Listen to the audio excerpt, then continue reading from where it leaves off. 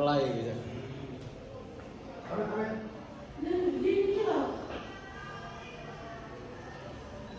Lah tadi siapa sih? Lah kamu gak juga usaha. Terus apply? Enggak play itu.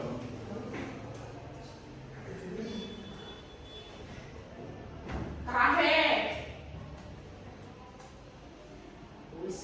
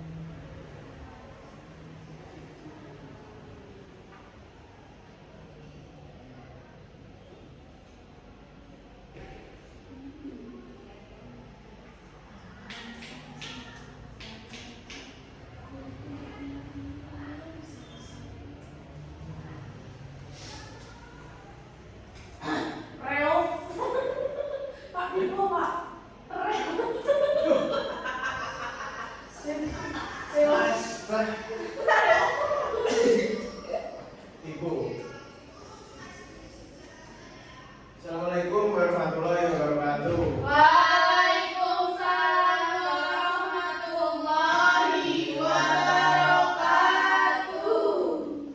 Bapak. Ini pertama dari anak ya. Ya, setelah Pak. Sudah capek sekali sepertinya. Semangat.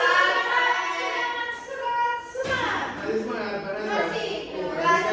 Masih semangat karena gurunya cowok.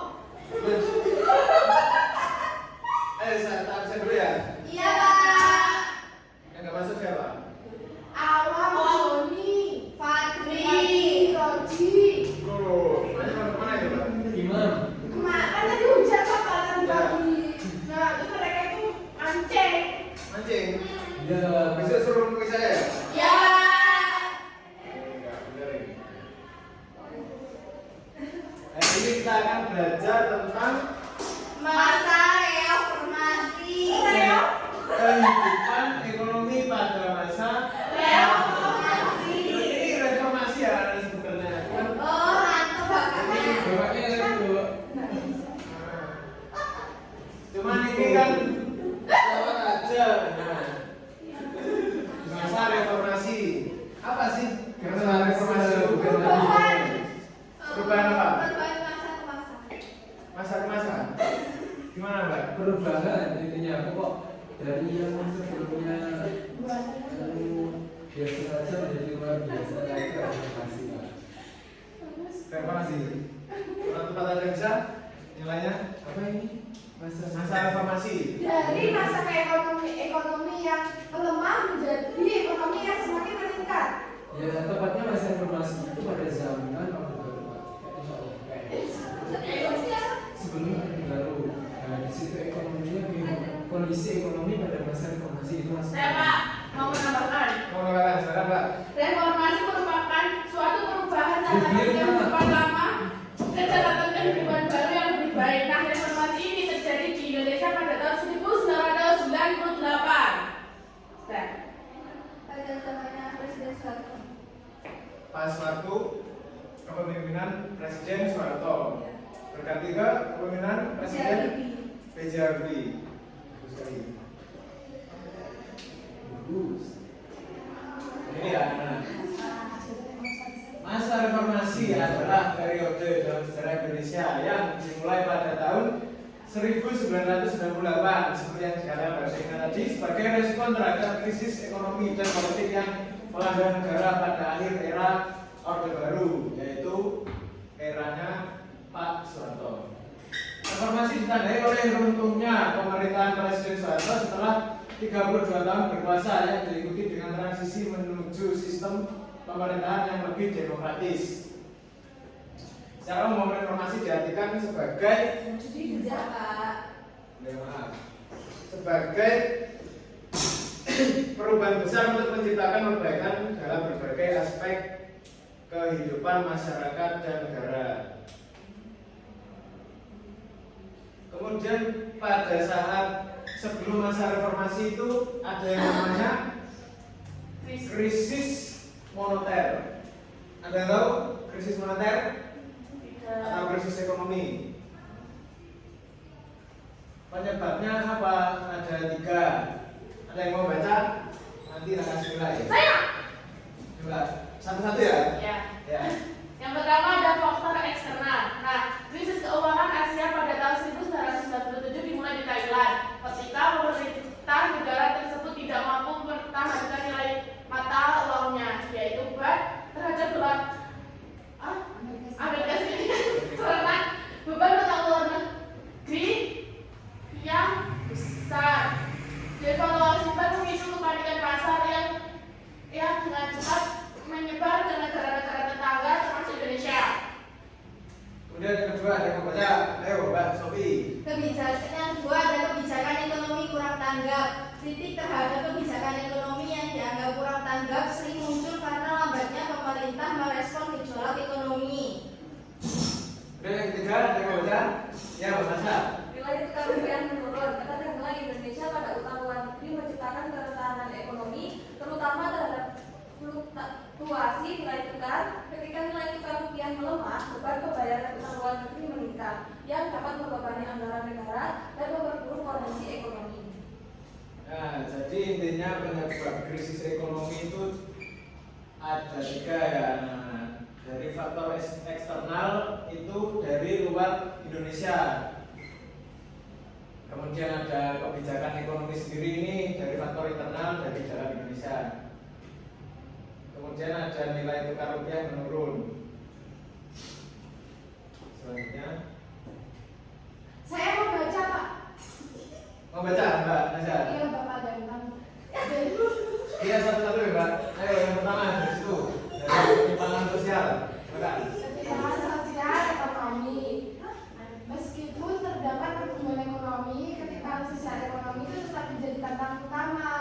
Krisis ekonomi pada 1998 memperburuk situasi tersebut, terutama di kalangan masyarakat menengah ke bawah.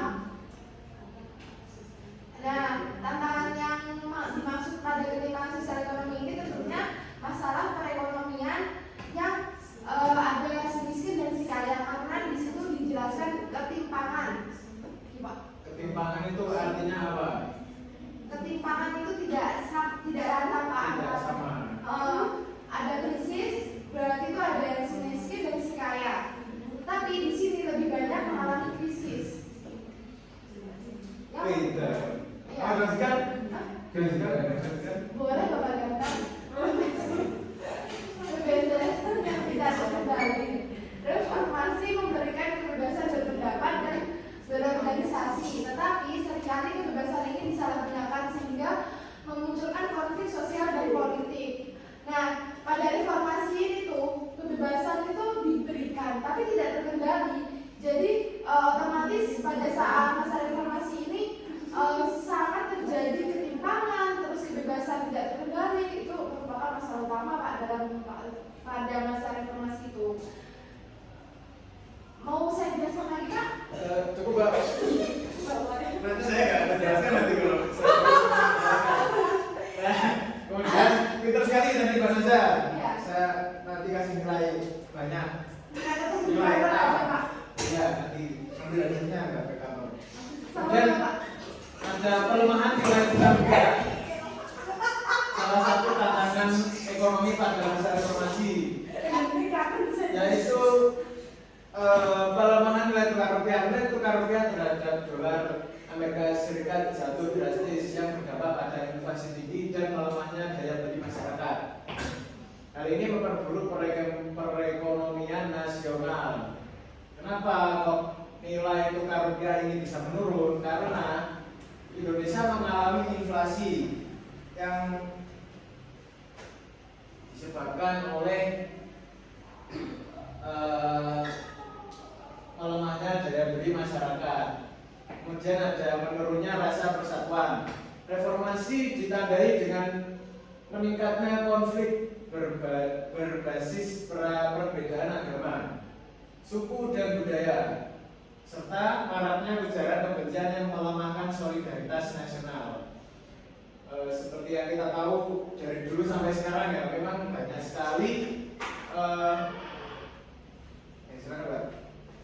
sekali konflik yang mengatasnamakan agama, suku, dan budaya. Konflik-konflik ini terjadi memang adanya menurunnya rasa persatuan nasional. Kemudian apa upaya perbaikan pemerintah? Yang pertama ada restrukturasi dan rekapitulasi perbankan. Pada tahun 1998, di tengah krisis moneter yang melanda Indonesia, Presiden B.J. Habibie mengambil langkah penting dengan membentuk Badan Penyihatan Perbankan Nasional atau BPPN dan Unit Pengelola Aset Negara atau UPAN. Kemudian Indonesia bekerja sama dengan IMF.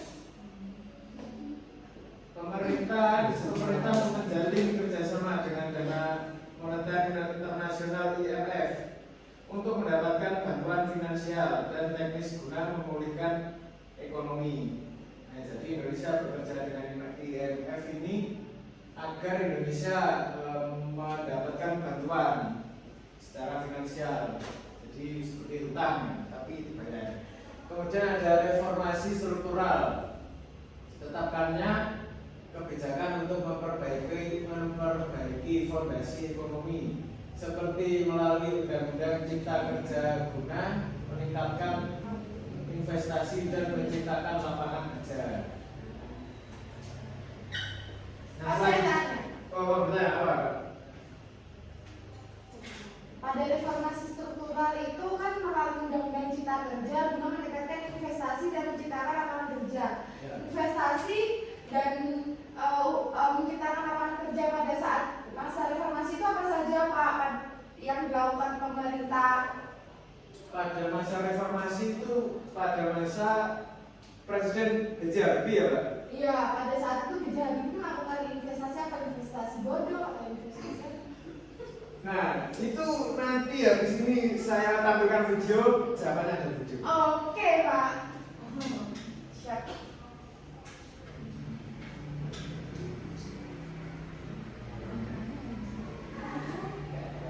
Sejarah krisis 1998. Oke. Krisis dimulai pada Juli 1997 ketika Thailand mengalami krisis ekonomi yang kemudian menyebar ke negara Asia lainnya. Pada akhir tahun 1997, Indonesia juga mulai mengalami gejala krisis keuangan yang serupa. Desember 1997, nilai tukar rupiah mulai merosot dan bank-bank mulai mengalami kesulitan likuiditas. Pada saat yang sama, banyak perusahaan besar mulai mengalami kesulitan keuangan dan tidak mampu membayar hutang-hutangnya. Mei 1998, Indonesia memasuki fase krisis serius. Nilai tukar rupiah terus merosot dan inflasi melonjak menjadi lebih dari 70%. Nilai tukar rupiah terhadap dolar Amerika Serikat mengalami penurunan dari 2.400 rupiah saat awal tahun 1998 menjadi lebih dari 16.000 rupiah pada pertengahan 1998. Bank-bank besar seperti BCA dan BNI mengalami kesulitan likuiditas dan pemerintah Indonesia tidak lagi mampu mengendalikan situasi keuangan negara. Krisis ini mencapai puncaknya pada Mei 1998 ketika Soeharto mengundurkan diri sebagai Presiden Indonesia. Nah, videonya ada 3 ya. Ini yang kedua.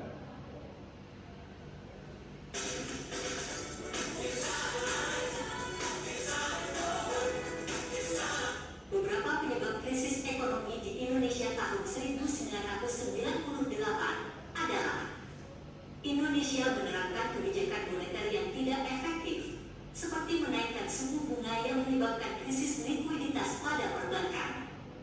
Hal ini membuat cadangan devisa Indonesia menipis dan sistem keuangan Indonesia semakin rentan terhadap serangan spekulatif.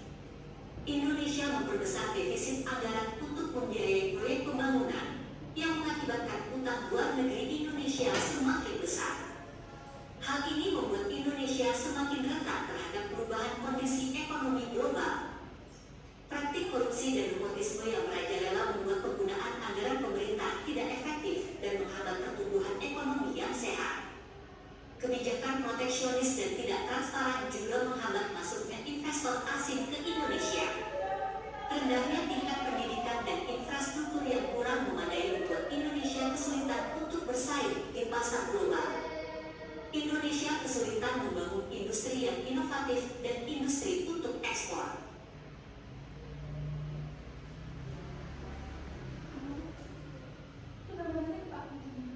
Itu 1 menit semua. Ini yang terakhir ya.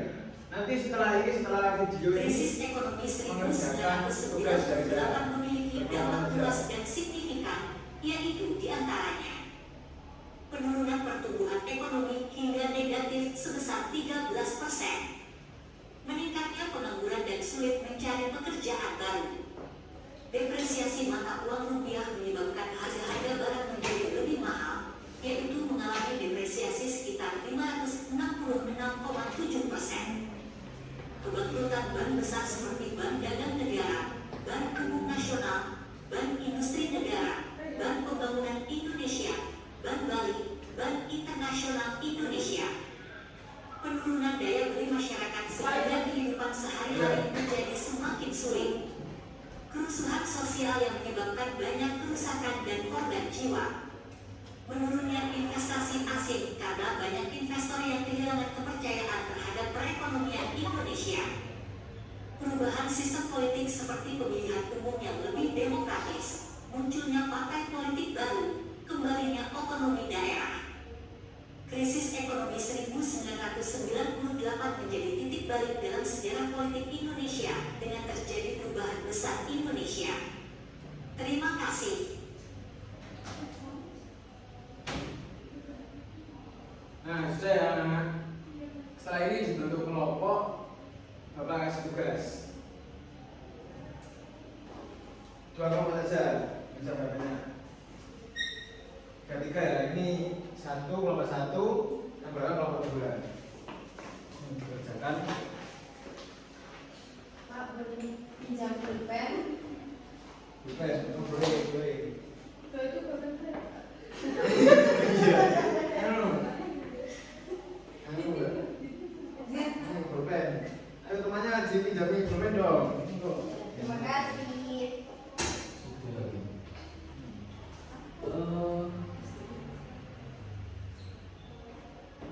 Waktunya 5 menit ya. Sudah lama belum cara mengerjakannya. Jadi begini, Sudah. paham ya? Iya. Sudah, kita. Sebenarnya sendiri. Mas, saya nggak paham jelasan nggak itu, Pak? Jelaskan. Ini begini kan, ini ada 3 tabel, ada masa kepemimpinan, kondisi ekonomi dan kebijakan. Nah, kalian isi pada masa kepemimpinan Pak B.J. Habibie, kondisi ekonominya itu seperti apa, kemudian apa aja kebijakan yang dilakukan, begitu. Nah, paham ya? Nanti presentasi dong Pak. Ya, presentasi. Pak, itu upaya perbaikan. Pak boleh tanya nggak Pak? Perbaikan. Pak Kenapa boleh ya? tanya? Tikus ya? Gimana enggak? Jawabannya Bapak pas ulang berapa? 8. Pak, tadi katanya mau ketemu di kantor, jadi nggak? Nanti kalau nggak tutup ya teman-teman. Kan jam 5 tutup. Saya tahu saja, Kak. Pak. Gimana Pak? Nggak jadi. Nggak jadi. Ini kok tikus semua ya? Bapaknya ngantuk paling, nggak ada teleponan sama saya. Jadi binti ini. Ini ngeban ya.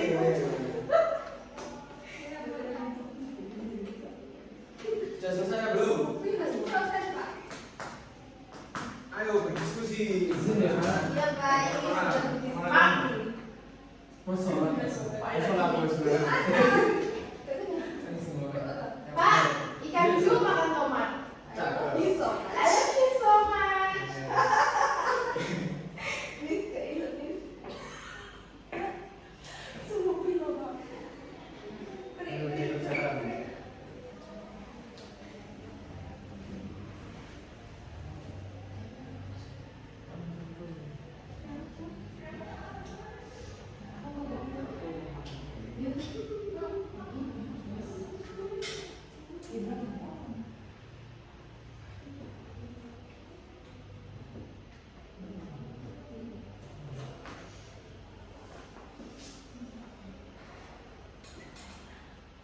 Sudah selesai?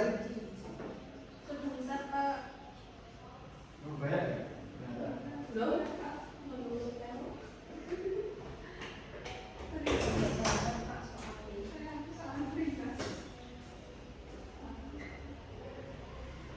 Pak, nanti ada gamenya, Pak.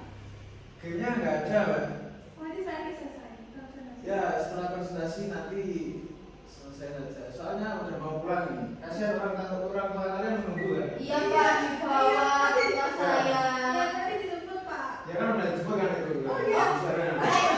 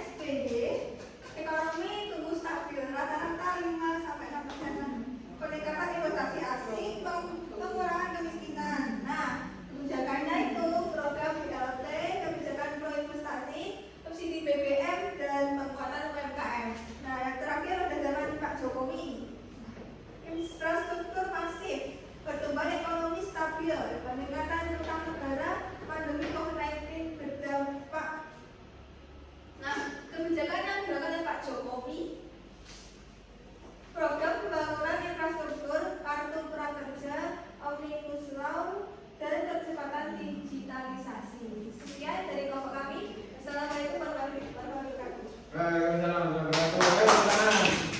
Kemudian yang kedua. Pak, aku belum pastikan. Masih aja udah dikasihkan. Banyak, mengenali Bapak. Nggak ketarik-tarik. Pakai tali. Baik, kami dari kelompok 2 presentasikan hasil diskusi kami. Yang pertama pada masa kepemimpinan B.J. Habibie, kondisi ekonominya yaitu Indonesia masih dalam krisis ekonomi akibat krisis moneter yang akibatnya berdampak akibat dampak krisis moneter 1997 Serius. Iya Pak, oh iya Pak. Dan perusahaan menjadi bangkrut. Nah, kebijakannya itu deregulasi ekonomi untuk mendorong transparansi,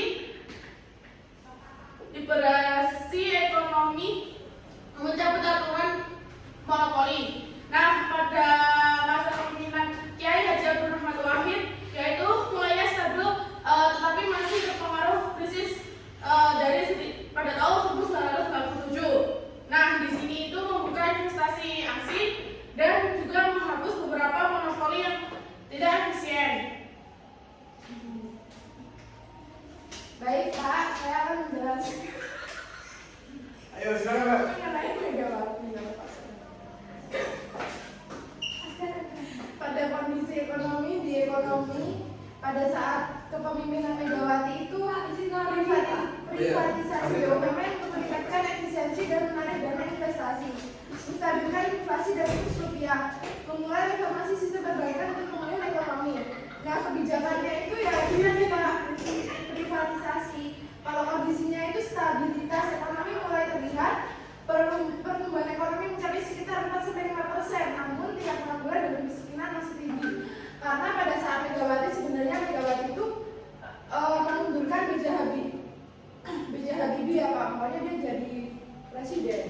Oh, menggantikan. Iya. Yang keempat, masa kepemimpinan Susilo Bambang Yudhoyono. Kondisi ekonominya mengalami pertumbuhan yang positif rata-rata di atas 5% per tahunnya.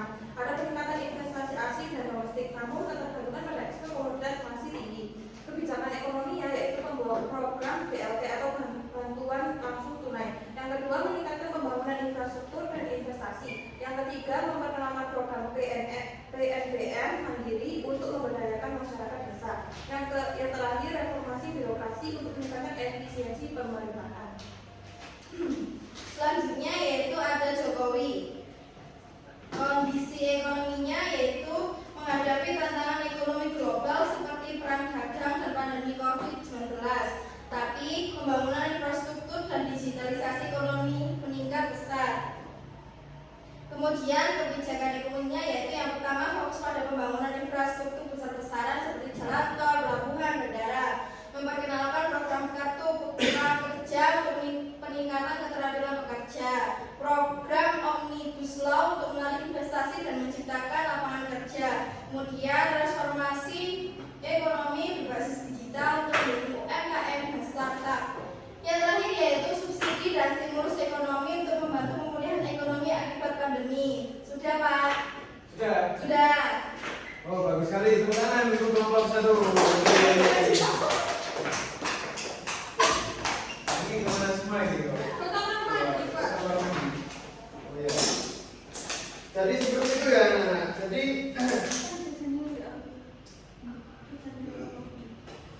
Jadi kesimpulannya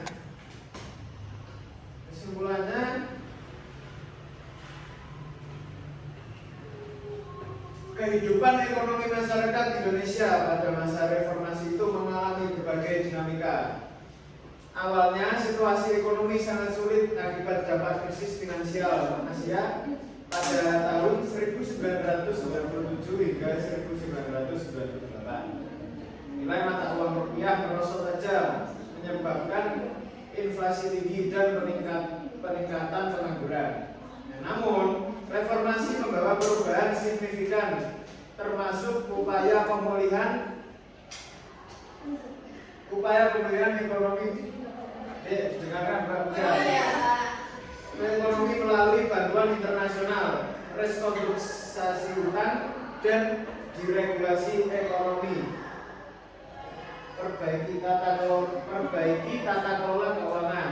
Nah, jadi secara keseluruhan masa reformasi menandai awal transformasi ekonomi menuju sistem yang lebih terbuka dan stabil meskipun tantangannya besar dan tetap ada pada awal periode.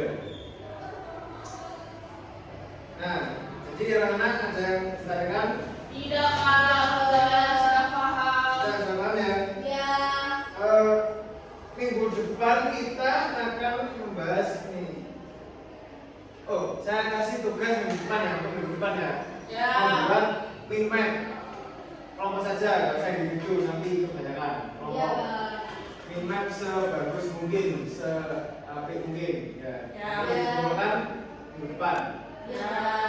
Terima kasih. Ya. Tutup dengan bacaan hamdalah.